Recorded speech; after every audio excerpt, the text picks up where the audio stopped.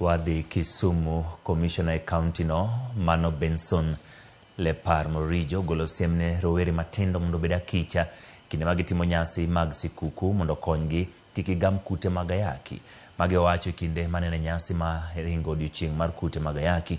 Komishona Leparmorijo noten gi Steve Kathaka ma en jatelo motelo weche ritruok kod tuoche pachoka mano yango ni kute mag ayaki kaachiel gi iemo hiu medore kuom nyithindo ma hikgi ni piny. Joma chuo okwa mondo dhi opimre mondo ng'e chal mar kute mag ayaki chon kendo werito nyaka thuolo magiseheore gi tuo.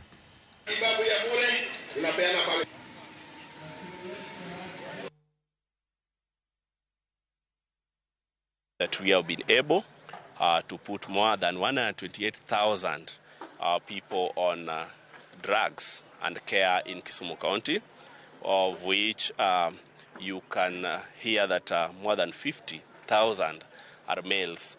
And we appreciate this because they are living because of good HIV care that we are offering in Kisumu County. That's why we have that high number on care. We also appreciate that we have put in young people and adolescent health, and also young people with HIV, living with HIV, on care. I think this is also a great achievement for us. What we are looking forward to is also to make sure that we are enrolling more men, screening more men and enrolling more men into HIV care. Kisumu County is leading in terms of the number of men and boys living with HIV in Kenya. HIV burden is about over 50,000 men and boys are living with HIV in Kisumu. So it's leading in all the 47 counties of Kenya. And while we're talking to these men, we are telling men, hey, it's the high time you go and check your health status. We ensure there are no more disco matangas, because I think it is in this disco matangas that people behave very responsibly.